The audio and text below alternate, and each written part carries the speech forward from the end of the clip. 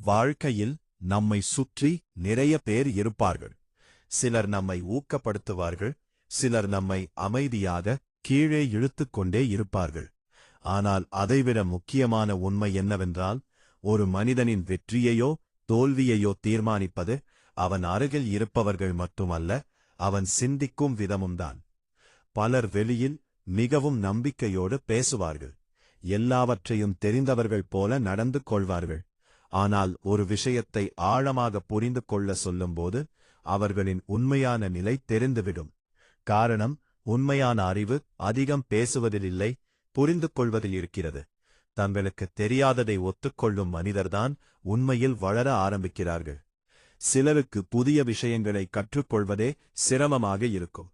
எனக்கு தெரிந்ததே போதும் என்ற எண்ணம் மெதுவாக அவர்களின் வளர்ச்சியை நிறுத்திவிடும். உலகம் தினமும் மாறிக்கொண்டிருக்கிறது. புதிய சிந்தனைகள், புதிய வாய்ப்புகள், புதிய தொழில்நுட்பங்கள் தொடர்ந்து உருவாகிக் கொண்டே இருக்கின்றன. ஆனால் பழைய எண்ணங்களில் சிக்கிக்கொண்ட மனிதன் வாழ்க்கையில் முன்னேற முடியாமல் போகிறான். அதேபோல் பிடிவாதமான மனநிலை ஒரு பெரிய தடையாக மாறுகிறது.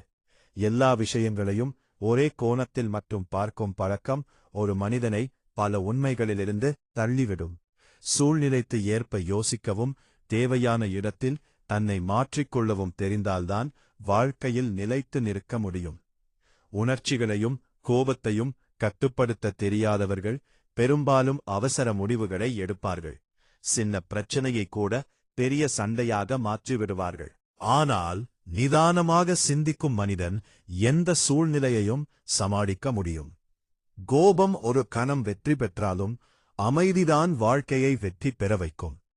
மற்றவர்களை குறை கூறுவது மிகவும் எளிது. தோல்விக்கு காரணம் தேடும்போது பலர் சூழ்நிலையையும் நேரத்தையும் பிறரையும் குறை சொல்வார்கள். ஆனால் தன்னுடைய தவறுகளை நேராக பார்த்து திருத்திக் கொள்ளும் மனிதர்தான் உண்மையில் முன்னேறுகிறார். சுய பரிசோதனை இல்லாமல் எந்த மாற்றமும் உருவாகாது.